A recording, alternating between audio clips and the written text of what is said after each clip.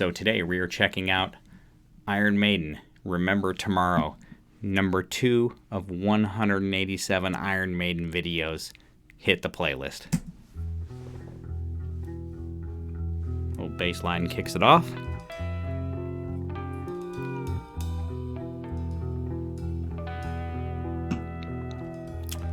Like the harmonics, swells, work well together. I've heard this before, probably 5 times. Unchain the colors before my eyes. Yesterday's sorrows, tomorrow's white light. Again, they just have a spooky vibe with the mix. The clouds take me higher.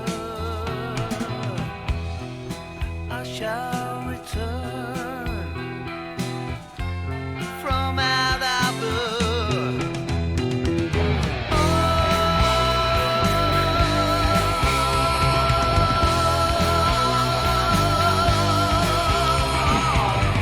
Interesting. I haven't heard much of Paul's stuff. It sounded like he was almost holding back there. It sounded like he could really let loose on that. He's a great singer. My generation, we're the Bruce Dickinson children. 'Tis for remembrance and tears for joy. 'Tis for somebody with this lonely boy out in the madness. It's almost calming. The all-seeing eye Or maybe it's this. flickers above us to light up the Ah, there it is.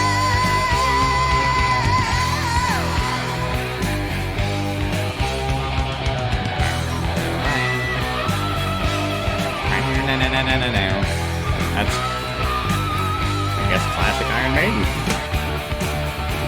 Picking up the pace.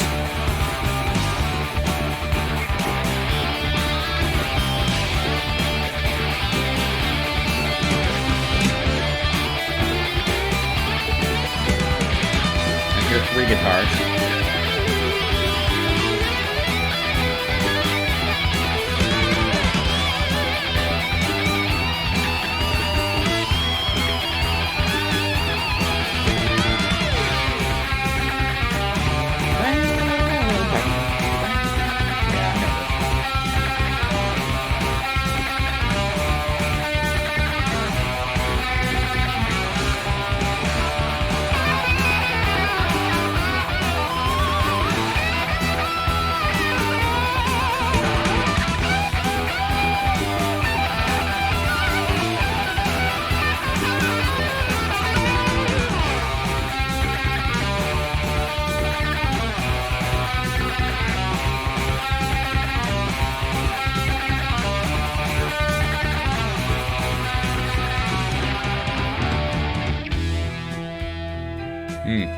That was very nice.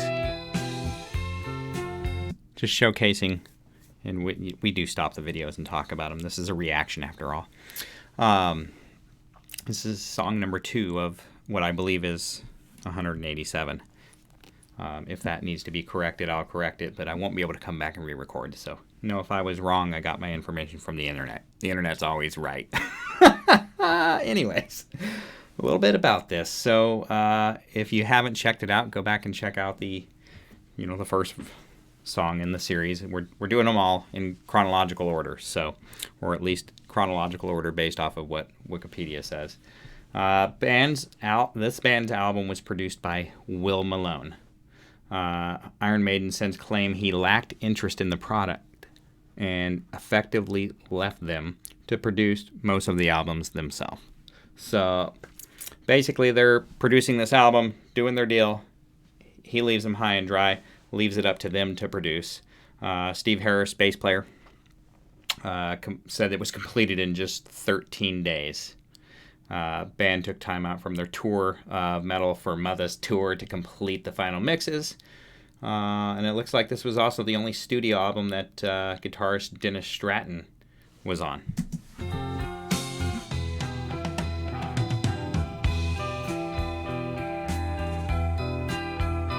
Incidentally, I did hear 3 guitar parts back there. From what I can tell based on Wikipedia, there was only 2 in the band at this time, so they recorded it that way.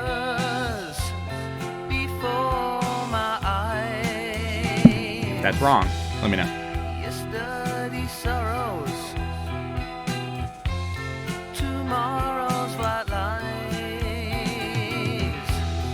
scan the horizon, the clouds take me high. Pay attention to the guitars in the background. You've got 2 guitars doing 2 different things.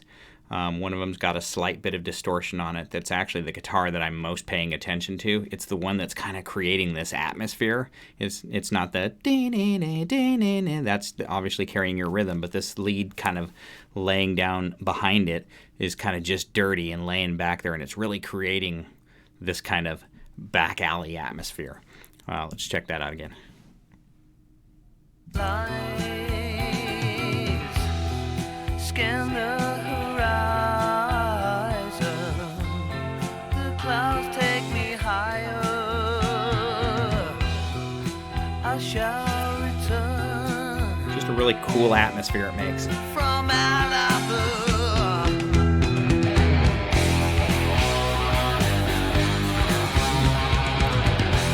Paul left us hanging there. I was expecting him to... Oh, here it is.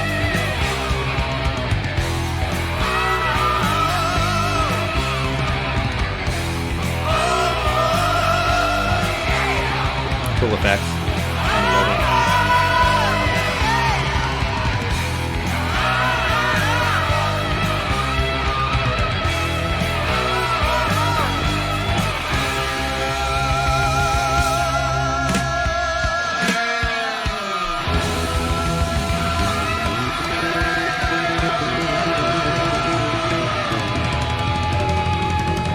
I like the big exit here, the big outro.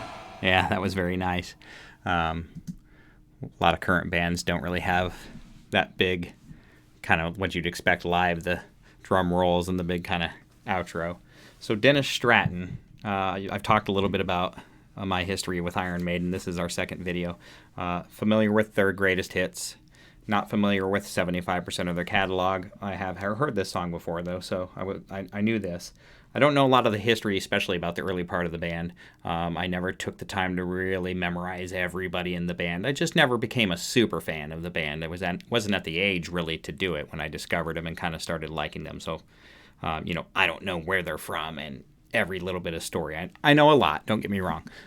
So you don't have to feel the need to put the Wikipedia down in the comments. I do know a lot more than I'm letting on just from that perspective. But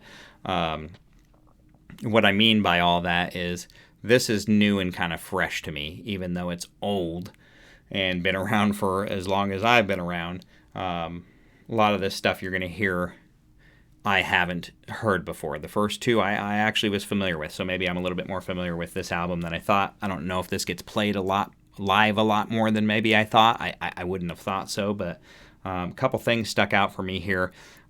Not knowing the band members as much during this time, I'm relying a little bit on Wikipedia and such for that.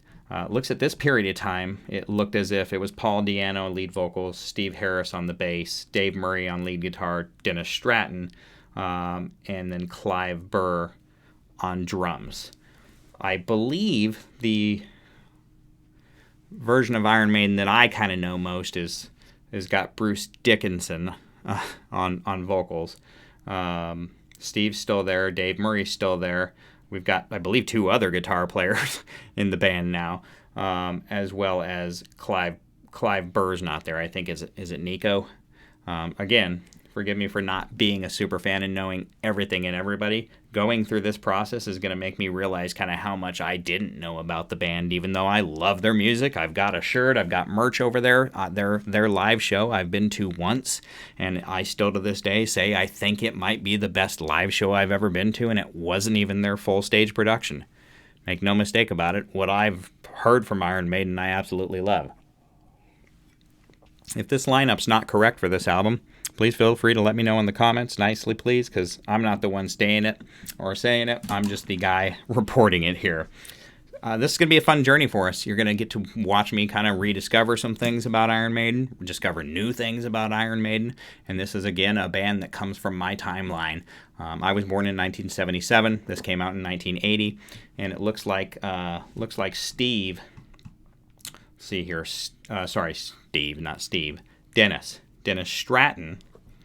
Only studio album that Dennis played on. So there's a little bit of story to that. We'll probably talk about that here on a future video because we've got a few more to go off of this album before we're done with it, and we'll cover off on a little bit more of this Wikipedia news. But if you've got some cool stories about live shows you've been to back in the day on this, or just interesting little tidbits that, you know, isn't going to show up in a basic Wikipedia or something like that, feel free to share them for everybody. I think the majority of people that are going to check out this stuff are going to be people who are Iron Maiden heads and metal heads like me. But if you aren't a metalhead, it's okay. If you came over from another video, or maybe you're not an Iron Maiden fan, it's all right.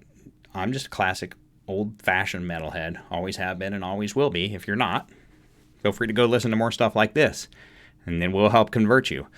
Came over from one of the other videos and maybe never really checked out much Maiden. I bet some of the bands that you are listening to or watching me react to were highly inspired by this band. They've been around for a long time, and they've done it right for a long time. This was fantastic music. I love the space that they created. The atmosphere really just matches their imagery, really, and I would have that atmosphere without their imagery. I don't need their imagery to kind of get that spooky back alley atmosphere, but it did help create it. Like I said, the guitar mixes and the way that they did that in the clean parts with having that little bit of dirty underneath that clean rhythm part with bass backing it all up, it just created a nice atmosphere. And Paul can sing. Paul is, I don't hear enough about Paul. I don't know what Paul's up to nowadays. Maybe we'll dig into some of that too. I'm sure you'll share with me in the comments what you guys know. I haven't heard any conspiracy, or not conspiracies, but any people kind of, fighting like they do with the whole singers thing like I hear in other bands. There's a lot of other bands that have had multiple singers, and there's fan bases for each one. So is that the thing with Iron Maiden here? Am I tapping into something here? Is Paul anybody's favorite? I mainly know Bruce. I think about Blaze. We'll go through all that stuff as well too, so we'll get to experience it all together. But let me know if the lineup and the Wikipedia stuff is lining up for you guys here. Share some of your cool stories about Maiden growing up, because some of you guys are just a bit more experienced than I am in life, and you got to kind of live through this when I was 3 years old when this came out. So when I discovered Maiden, it was later in the game, and I'm really more of a greatest hits kind of guy. So have fun going through this with you. Hope you were enjoying it. This is just a little bit different than some of my other reaction videos, because it's a kind of discovery but kind of a not, and I'm trying to go back and really digest this band with you on the Wikipedia and spend more time talking than I normally do. So hopefully you guys appreciate that. Those who do will stick with me. Those who don't, I understand. I hope you enjoyed the rest of the reactions. Check out my whole channel. I've got, a lot of reaction videos at this point in time. Most of them are metal at this point in time too. Why? I'm just an old-fashioned metalhead, always have been, always will be. Creeped over from another video that wasn't this, check out more Iron Maiden. You'll become more of a metalhead. Even if you think you're a metalhead and you're not familiar with these guys, go check out Iron Maiden. You'll be more of a metalhead for doing it. For those who are already in the Iron Maiden family, once again, thanks for joining me.